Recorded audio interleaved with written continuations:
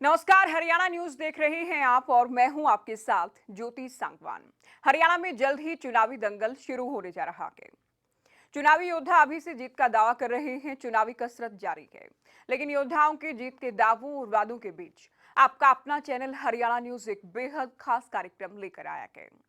कटघरे में नेताजी। कटघरा आप देख रहे हैं। रोजाना आपके नेताओं, हरियाणा की सियासत के दिग्गजों को इस कटघरे में हम लेकर आ रहे हैं। आपके मुद्दों, आपकी परेशानियों, आपकी समस्याओं को हम उठा रहे हैं। नेताजी के वादों और दावों को लेकर सवालों की बौछार कर रहे हैं। तो आप बने रहिए हमारे साथ और देखते रहिए बेहद खास कार्यक्रम कटघरे में नेताजी।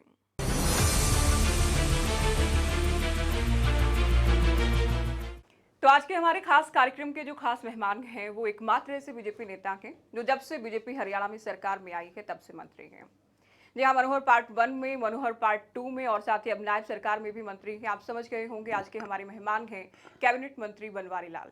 हम चाहेंगे कि बनवारी लाल जी कटघरे में आए। हरियाणा न्यूज जो कि जनता के सवालों को लेकर आ रहा है, जनता के मुद्दों को लेकर आ रहा है, उनके जवाब दें। बहुत स्वागत है आपका हरियाणा न्यूज पर। थैंक यू और बहुत स्वागत है कटघरे में भी। Thank you. हम उम्मीद करते हैं कि हरियाणा की जनता के जो सवाल हैं, आपके हल्के की बावल की जनता के जो सवाल हैं, उन पर आप जवाब देंगे और जो भी आप कहेंगे वो सच ही कहेंगे। बिल्कुल सच कहेंगे जी। सबसे पहले तो ये जानना चाहेंगे कि बनवारी लाल में ऐसा क्या जादू है कि 2014 में भी आपको कैबिनेट में रखा गया, दूसरे कार्यकाल में भी आपको कैबिनेट में रखा गया, अब नायब सरकार में भी आप शामिल हैं। देखो, सबसे पहले तो मैं आप सबका बहुत बहुत आभार व्यक्त करता हूं कि आपने मुझे आपके चैनल में आज यहाँ बुलाकर और लोगों के बीच में बात पहुंचाने का मौका दिया।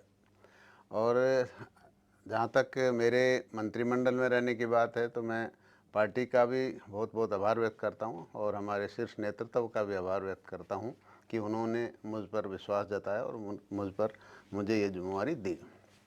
और जो भी जिम्मेवारी मनोहर सरकार में दी, अभी नायब सैनी जी की सरकार में दी, तो उस जिम्मेवारी को हम बखूबी बड़ी निष्ठा से, ईमानदारी से निभा रहे हैं और इसी का नतीजा है कि मेरे को उन्होंने मौका दिया।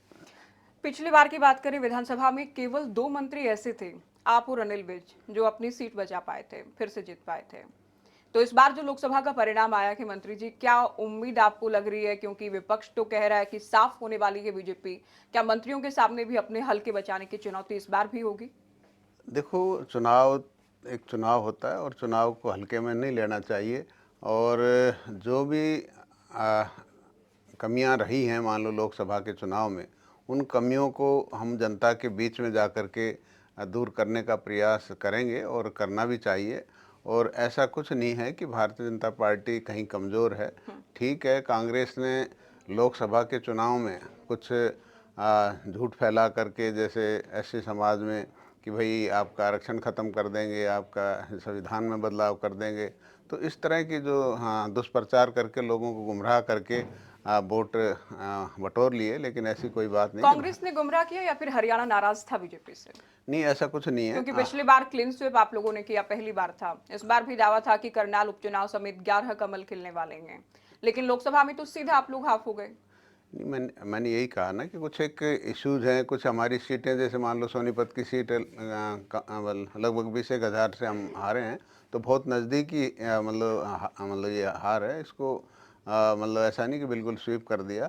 कुछ कारण हैं जो मैंने बता दिए। इन कारणों की वजह से जो हमारे कुछ दलित भाइयों के वोट भी कुछ कम आए, तो उसमें लोगों को जो भगा के और जो लोगों के दिमाग में दुष्प्रचार करके कांग्रेस ने वोट बटोरे। दलित वोट तो खिसका के आप लोगों से, आप खुद भी मानते हैं। नहीं खिसका, वो मैं बता रहा हूँ, उनको गुमराह किया गया कि भाई आरक्षण ख़त्म कर देंगे, संविधान बदल देंगे। राहुल गांधी जहाँ भी जाए वो एक किताब ले करके संविधान की, वो कहते थे कि भाई देखो ये संविधान बदल देंगे।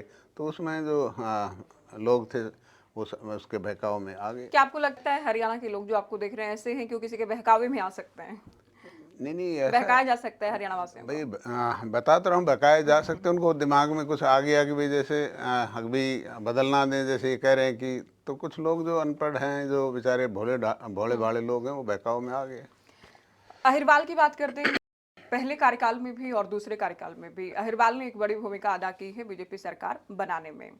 इस बार गुरुग्राम में जिस तरह की टक्कर, कड़ी टक्कर राव इंद्रजीत को मिली है, तो लगता है कि उसका सीधा इम्पैक्ट विधानसभा चुनाव पर भी होगा।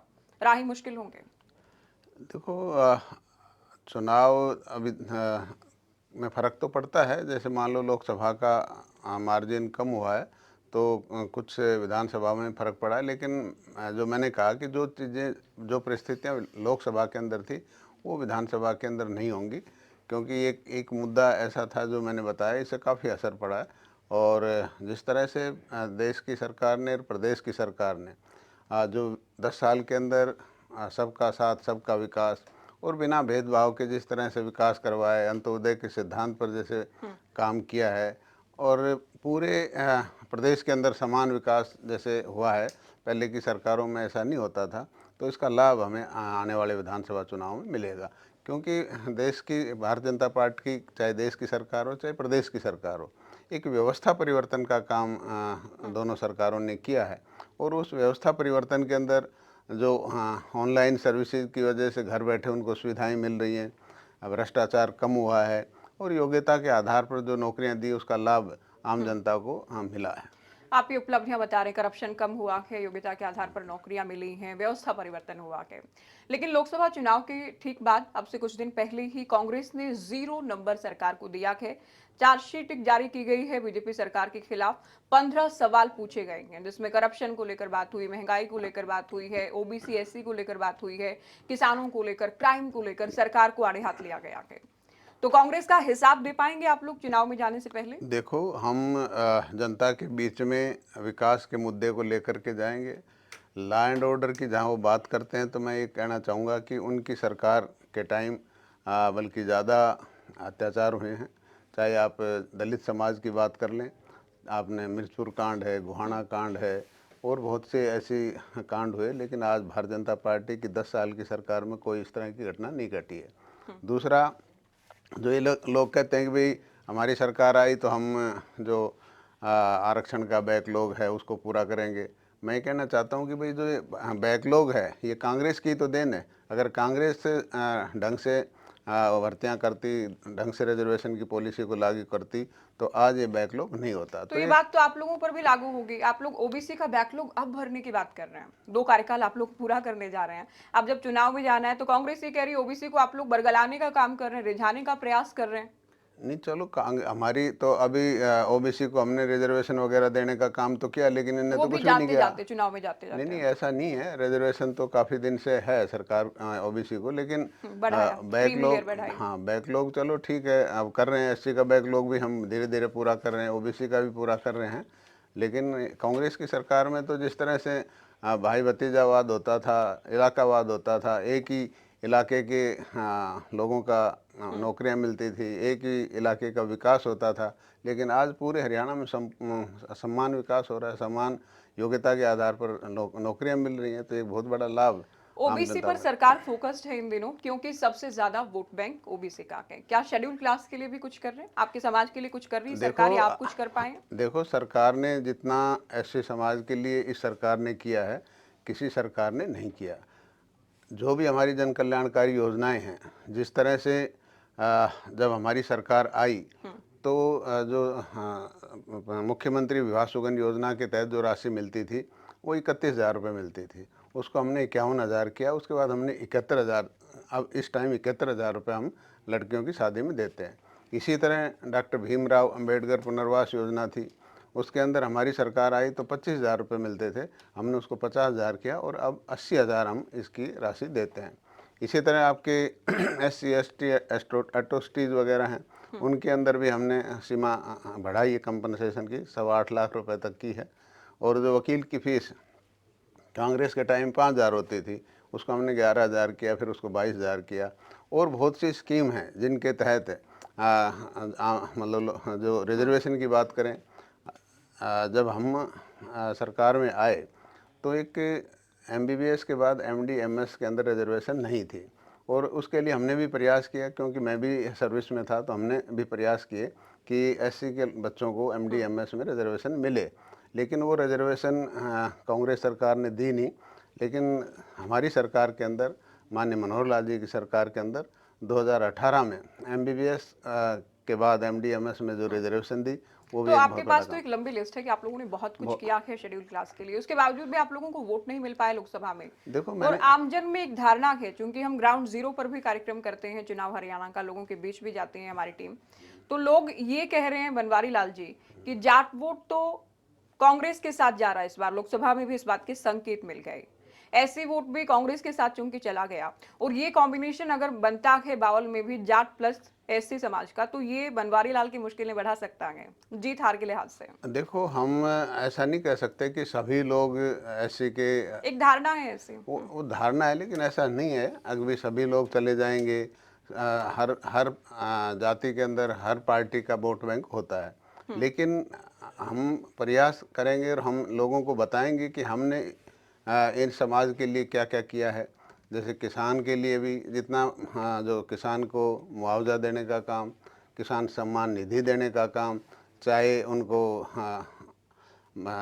14 फसलें एमएसपी खरीदने की बात हो या सब्सिडी की बात हो, बहुत से फ़ायदे सरकार ने किसानों को भी दिए हैं एससी के साथ साथ। तो हम इन चीज़ों को मैदान में जब चुनाव में जाएंगे तो लोगों को समझाएंगे, और इससे निश्चित तौर पर हमारे पार्टी को लाभ मिलेगा। इस बार गुटबाजी भी खूब देखी गई।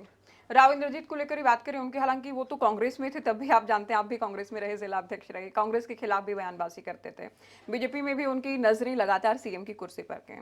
अब भी वो बार बार सरकार की या पार्टी लाइन जो है उससे अलग बोल रहे हैं, उसके खिलाफ बोल रहे हैं। एक बार पहले भी आपसे बात हुई थी, मैंने आपसे पूछा था कि आप कैसे मनोहर लाल की गुड बुक में भी हैं, राव इंद्रजीत की गुड बुक में भी रह लेते हैं, तो अब कैसी ट्यूनिंग है राव साहब के साथ? देखो हमारी राव इंद्रजीत सिंह जी एक वरिष्ठ नेता हैं और जनाधार वाले नेता, इसमें कोई शक नहीं है। और 5 बार 6 बार 6ठी बार अब की बार वो सांसद बने हैं। तो हर आदमी की देखो इच्छा होती है कि मैं सीएम बनूं, इसमें कोई बुरी बात भी नहीं है, इच्छा होनी चाहिए। आप मानते हैं वो इतने सक्षम और योग्य हैं कि राव इंद्रजीत सीएम बने हरियाणा के? नहीं नहीं, देखो मैंने कहा ना, काफ़ी सीनियर नेता हैं और उनका अच्छा अनुभव है। तो अगर कोई ये सोचता है कि मैं सीएम बनूं तो इसमें कोई बुराई भी नहीं है।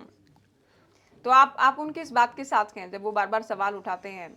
थोड़े दिन पहले उन्होंने कहा कि अब जो बड़े ओहदे पर हैं जरूरी नहीं कि वो आगे भी रहेंगे। लोकसभा चुनाव के बाद बड़े परिवर्तन बीजेपी में होने जा रहे हैं, तो उनका इशारा तो सीएम की कुर्सी को लेकर ही था। देखो ये तो पार्टी हाईकमान जो भी फैसले लेती है इस तरह के, वो पार्टी हाईकमान लेती है, तो वो मेरे अधिकार क्षेत्र से बाहर है कि मैं उस पर व्यक्तिगत तौर टिप्पणी पर करूं। आपका क्या मानना है? मैंने कहा ना वो तो कि आप ही बता पाएंगे। नहीं, मैंने यही कहा कि ये चीज़ें पार्टी लेवल पर होती हैं, किसका क्या बनाना है, किसको क्या उत्तरदायित्व देना है, लेकिन क्या अगर उनको बनाया जाए तो वो एक काबिल व्यक्ति तो है, आपका ये कहना है? हानि है, योग्य है, अनुभव है, इसमें कोई शक नहीं। वो अपनी बेटी के लिए भी बार बार दावेदारी कर रहे हैं, इस बार तो खुद ही अनाउंस कर चुके हैं कि आरती राव तो चुनाव लड़ेंगी। तो क्या आरती राव को चुनाव लड़ना चाहिए, उनको टिकट दिया जाना चाहिए पार्टी की ओर से? बनवारी लाल क्या सोचते देखो हैं? राजनीतिक परिवार से जो आदमी होता है तो उनकी इच्छाएं होती हैं कि भाई हम आगे बढ़ें, और इसमें कोई बुराई नहीं, और उनको टिकट मेरे हिसाब से पार्टी को देना चाहिए। वो कैबिनेट मंत्री नहीं बनाए गए, इसको लेकर भी नाराजगी है कि मुझसे जो जूनियर थे वो भी कैबिनेट में शामिल कर लिए गए, मुझे राज्य मंत्री ही रखा गया है। तो क्या उनकी नाराजगी जायज है? देखो वो कह रहे मेरे समर्थकों में इस बात को लेकर निराशा है। मैंने ये कहा ना कि भाई वो 6 बार के सांसद हैं, तो मतलब होता है, लेकिन ये सारी चीज़ें केंद्रीय नेतृत्व को देखनी है, किसको क्या जिम्मेवारी देनी है। ये इस पर मैं कुछ नहीं कह सकता, लेकिन हाँ अनुभवी हैं, योग्य हैं, इसमें कोई शक नहीं। पिछली बार बावल के अलावा रेवाड़ी की बात करें, गुटबाजी बड़ा कारण था, आप लोग सीट नहीं जीत पाए। क्या कहना है आपका? देखो गुटबाजी तो इस बार तो लोकसभा में खुलकर ही सामने आ गई है, तो विधानसभा में नुकसान होगा। गुटबाजी का निश्चित तौर पर नुकसान होता है, लेकिन पार्टी प्रयास करेगी कि सभी लोगों को साथ लेकर के चले, और जिस तरह से पिछली बार नुकसान हुआ वो इस बार नुकसान ना हो। तो पार्टी पूरी तरह से इस बात का प्रयास करेगी, सभी लोगों को राजी करके सब लोगों को साथ लेकर चलने का प्रयास करेगी। मनोहर लाल जी के साथ आपका अच्छा तालमेल रहा, अब नायब सैनिक को जो जिम्मेदारी दी गई है उसे आप कैसे देखते हैं? चुनाव से ठीक पहले बदला गया, तो विरोधी तो ये भी कह रहे हैं जो एंटी इनकम्बेंसी थी या जो हार होने वाली थी उसका ठीकरा कहीं ना कहीं नायब सैनिक पर फोड़ने का प्रयास हाईकमान की ओर से। नहीं, ऐसा नहीं है। नायब सैनी जी भी काफ़ी अनुभवी हैं। भाई जिला अध्यक्ष रहे, एमएलए रहे, मंत्री रहे, एमपी रहे, फिर प्रदेश अध्यक्ष रहे। तो काफ़ी अनुभव उनको पार्टी का, संगठन का भी है, और अ, अब अच्छा काम कर रहे हैं। नायब सैनी जी भी लोगों की के बीच में रहते हैं, लोगों की जो समस्या है उनको सुनते हैं, उनका निदान भी कर रहे हैं। तो निश्चित तौर पर पार्टी को इसका फायदा मिलने वाला है। आपके विभागों पर आते हैं। अब से पहले जो विभाग आपके पास था, सहकारिता को लेकर खूब विपक्ष ने आपको घेरा, सदन में भी मुद्दा खूब गूंजा, डीजीपी की ओर से भी प्रेस वार्ता की गई, घोटाला हुआ के ये कहा गया। अब बावल के लोगों में भी इस बात को लेकर चर्चा है कि कुछ हुआ तो जरूर था, घोटाला जरूर हुआ था, अधिकारियों पर कार्रवाई की गई, मंत्री जी को पूर्व मुख्यमंत्री मनोहर लाल की ओर से क्लीन चिट दे दी गई। देखो, जो भी विपक्ष भी ये कह रहा हाँ, है। जो भी इस तरह के अनियमितताएं हुई और जो जिसके खिलाफ कोई सबूत मिले उनको उन पर कार्रवाई हुई है और सस्पेंड भी हुए हैं, बर्खास्त भी हुए हैं। तो सरकार ने जो भी कोई दोषी था उसके खिलाफ कार्रवाई की, सरकार का यही काम है। विपक्ष ये कहते हैं कि बिना विभागीय मंत्री की मिलीभगत के कुछ भी संभव नहीं, नहीं है, ऐसा गड़बड़ ऐसा चाला कुछ गबन नहीं। घोटाला। कई चीज़ें क्या होती हैं, जैसे हमारे लेवल तक आती भी नहीं हैं और वो नीचे अधिकारियों के लेवल तक की वो बात रहती हैं, तो इसमें हमारा कोई इन्वॉल्वमेंट नहीं है। तो मंत्री की नाक के नीचे घोटाले होते हैं मंत्री जी, तो नहीं क्या नहीं, कोई ऐसा है, भनक देखो। नहीं मिल पाती नहीं जब तक नहीं, इस मुद्दे। भनक हम ही मतलब लगती है तभी जांच करवाई, उसके बाद ही तो पता लगा। हम्म। ऐसे तो नहीं पता लगता, इतना बड़ा डिपार्टमेंट है कोई। जब कुछ शक होता है तभी इंक्वायरी की जाती जन है। स्वास्थ्य विभाग को लेकर भी कहा जा रहा है कुछ टेंडर्स अपने करीबियों को दे गए, उनकी कंपनी बनवाकर। नहीं नहीं, ऐसा हमारा कोई ऐसा नहीं है। ये गलत लोग अफवाह आप फैलाते हैं सच सब। बोल रहे हैं क्योंकि बावल की जनता, हरियाणा की जनता, नहीं, आपके ऐसा विरोधी, आपके हाँ। विपक्षी भी आपको सुन रहे हैं। हाँ, नहीं सुनते रहें, लेकिन ऐसा कुछ हम नहीं करते। हमारा कोई नज़दीकी या करीबी कोई ठेकेदार नहीं है, ना हम इस तरह के काम करते। आपके पास महत्वपूर्ण विभाग है पीडब्ल्यूडी। हम्म। बार बार जब भी सड़कों का जिक्र होता है कि ठीक है एक्सप्रेसवे अच्छे बन गए हैं, हाईवेज अच्छे बन गए हैं, लेकिन पीडब्ल्यूडी को हरियाणा में जो करना चाहिए उतना अच्छा सड़कों को लेकर नहीं कर पाया है। अब आपके पास हालांकि समय उस लिहाज से कम ही है, लेकिन कितना आप कर पाए हैं, आगे का रोड मैप क्या है आपके पास चुनाव से पहले। देखो, अभी मार्च के अंदर हमारे को ये विभाग मिला था और उसके बाद आचार संहिता लगी, तो समय आपकी बात ठीक है कि बहुत कम समय है, लेकिन इस कम समय में भी हमने आते ही सभी अधिकारियों को ये दिशा निर्देश दिए थे कि भी जितना भी हमारी जो सड़कें हैं उनको जो भी टूटी हुई है उनका पैच वर्क का काम तुरंत किया जाए, और वो काम बखूबी तो अभी विभाग ने पैच किया वर्क ही है। हो पाएगा या नई भी बन नहीं, पाएंगी। नई नई सड़कें बहुत कम बनेंगी, लेकिन जो हाँ। टूटी हुई सड़कें उनका रिपेयर का काम किया जाएगा। और हमने जो अब हमारा जो नेटवर्क है पीडब्ल्यूडी का, नेशनल हाईवेज हमारे पास 330 किलोमीटर के हैं, स्टेट हाईवेज हमारे पास 1675 किलोमीटर है, मेजर डिस्ट्रिक्ट रोड्स हमारी 1375 के हैं किलोमीटर के हैं, और अदर डिस्ट्रिक्ट रोड्स हैं वो 26,143 किलोमीटर के। इस तरह हमारे पास टोटल नेटवर्क प्रदेश के अंदर 29,523 किलोमीटर की सड़कें हमारे पास हैं, और एनएचआई के पास हैं 3,061। और जो अब तक हमने जो काम किया है 2023-24 के अंदर, एक 1744 विलेज रोड थी हमारी, उनको 4400 के करीब 4400 किलोमीटर इनकी बनती है, और कॉस्ट बनती है ये 2350 आप करोड़। अपना अभी का विभाग का बता रहे हाँ, हैं, पिछले जो मंत्री ये थे उनका भी तेईस आप काउंट ये कर रहे हैं। 23-24 की बात बता रहा हूँ। हाँ। 23-24 के अंदर ये काम हुआ है, और 24-25 के अंदर जो अभी हम काम कर रहे हैं उसकी भी बताता हूँ। ये स्टेट हाईवे हमारे 51 वर्क्स अप्रूव्ड हुए हैं, जिसकी लेंथ है 680 किलोमीटर, और जिस पे 600 करोड़ रुपए की लागत आएगी। इसी तरह हमारे मेजर डिस्ट्रिक्ट रोड्स हैं वो 43 हैं, और उनकी लेंथ है 725 किलोमीटर, और 500 करोड़ की इसकी लागत आएगी। इसी तरह हमारे अदर डिस्ट्रिक्ट रोड्स हैं वो 1331 हैं, और 3250 किलोमीटर इसकी लेंथ है, और 1650 करोड़ रुपए इसकी ठीक है, लागत आएगी। चलिए और इस लिस्ट तरह आप से लेकर बैठे हैं, सारा हिसाब किताब आपके पास है। आपने कहा कि अभी जितना समय बचा है उसमें पैच वर्क ही हो पाएगा, उसमें नई रोड नहीं बन पाएंगी। नहीं नहीं, लेकिन कई जगह से खबरें ऐसी के भी अलावा सामने आई कि बरसात में भी सड़कें बनाई जा नहीं, रही हैं, रातों रात, क्या चुनाव को देखकर सड़कें बन उसके रही हैं। बारे में बता दिया गया कि वो काम चल रहा था, और विभाग ने जिस तरह से बताया कि काम चलते चलते बारिश आ गई, और जो सामान मशीन में से आ गया था उसको फैलाना ज़रूरी होता है, क्योंकि बहुत गर्म होता है वो, और मान लो उसको ऐसे ही छोड़ देंगे तो एक्सीडेंट होने के चांस, उसको सिर्फ तो फैलाया गया था। बरसात का मौसम तो है ही, इसमें नहीं नहीं, बरसात अचानक में बरसात होने जैसा तो अब कुछ मान था लो नहीं। ऐसे तो फिर काम ही नहीं होगा। हाँ, ऐसे तो काम ही नहीं होगा ना सड़कें बनती रहेंगे। भाई। मान लो जैसे सड़कें मौसम ठीक है तो बनाना शुरू करेंगे, ऐसे तो फिर टाइम ही नहीं बचेगा, फिर तो आचार संहिता लग जाएगी।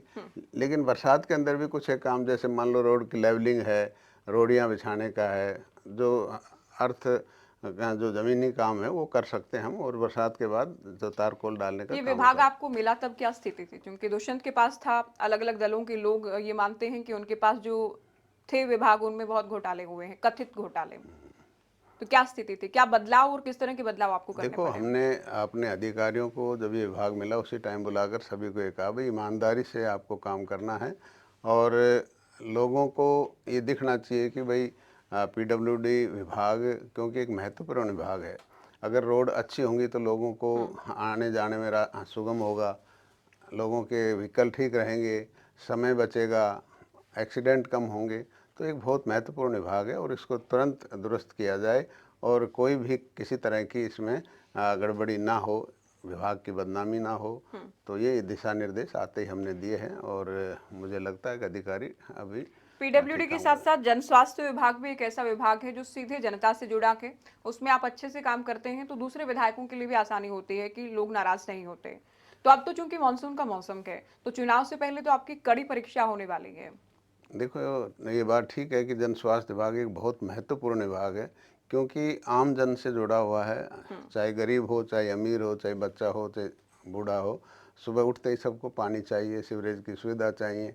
तो ये बहुत महत्वपूर्ण विभाग है, और बरसात के टाइम में जो हमारी जो वाटर लॉगिंग की जो समस्या हो जाती है, उसके लिए भी हमने सभी अधिकारियों को बार बार मीटिंग लेकर के ये दिशा निर्देश देते हैं कि भाई जो अपने पंप वगैरह हैं उनको प्रॉपर ठीक करके रखें, जनरेटर सेट हैं वो उनको ठीक करके रखें। और जब भी कभी शहर के अंदर इस तरह की वाटर लॉगिंग की समस्या आती है तो उसको तुरंत उसका निदान करें, ताकि आमजन को असुविधा ना हो। बावल की बात करें तो बावल में आपके पास एक विधायक के नाते और चूंकि दो दो बार मंत्री रहे हैं आप, महत्वपूर्ण विभाग आपके पास रहे हैं, तो लोग उम्मीद करते हैं कि आपने बहुत सारा काम करवाया होगा वहां पर। क्या स्थिति है अभी? तस्वीर बदली कुछ? देखो, बिल्कुल 2014 से पहले जो लोग बावल गए थे और आज अगर वो जाते हैं तो अलग ही तस्वीर उनको मिलेगी। और चाहे वो सड़क का महकमा हो, चाहे वो बिजली का हो, चाहे वो शिक्षा का हो, चाहे वो स्वास्थ्य का हो, हर विभाग में हमने काम किया है। और हमारे अच्छे दिन आए बावल के। नहीं, बिल्कुल बिल्कुल, आप जाके देखेंगे तो पता लगेगा। और देखो, शिक्षा विकास की पहली सीढ़ी है, और शिक्षा की दृष्टि से हमने बहुत सी संस्थाएं बावल विधानसभा में लेके आए हैं। चाहे हमारा बीएससी एग्रीकल्चर कॉलेज हो, और वो 2015 से हमने शुरू किया। आज वहाँ एमएससी और पीएचडी की क्लासें होती हैं, और वहाँ बढ़िया कॉलेज बनाया है, गर्ल्स हॉस्टल बनवाए, बॉयज़ हॉस्टल बनाए, लाइब्रेरी बनवाई, ऑडिटोरियम बनवाए, बहुत काफ़ी विकास उसके अंदर हमने करवाया है। और इस तरह की 3 ही संस्था पूरे हरियाणा में, एक हिसार में, एक कोल में, एक बाउल में है। और एक पॉलिटेक्निकल कॉलेज धामलावास हमारा, वो भी 1995 में, जैसे इस एग्रीकल्चर की कॉलेज की नींव भी 1995 में रखी गई थी, और धामलावास पॉलिटेक्निकल कॉलेज की नींव भी 1995 में रखी गई थी।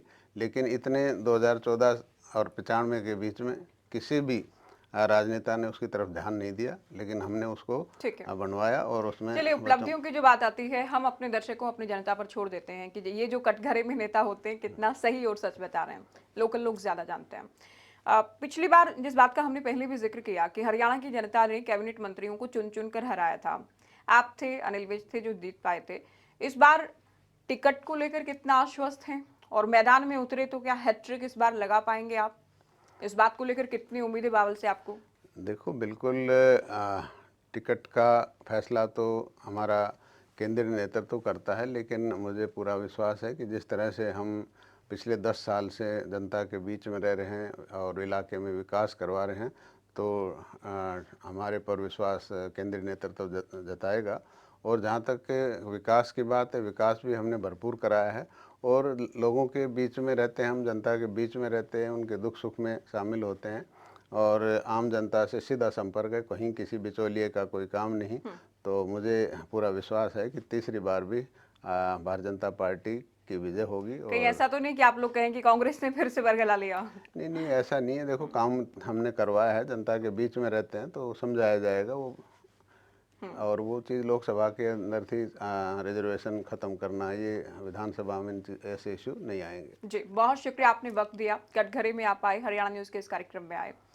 तो बनवारी लाल को आपने सुना, इनकी ओर से अपनी उपलब्धियों, विभागीय कामकाज बतौर विधायक क्या क्या किया कि इसकी एक लंबी फहरिस्त आप लोगों के सामने रखी गई है, उपलब्धियां गिनाई गई हैं, क्या क्या चुनौतियां रहने वाली हैं, कुछ हद तक इनकी ओर से स्वीकार भी किया गया है।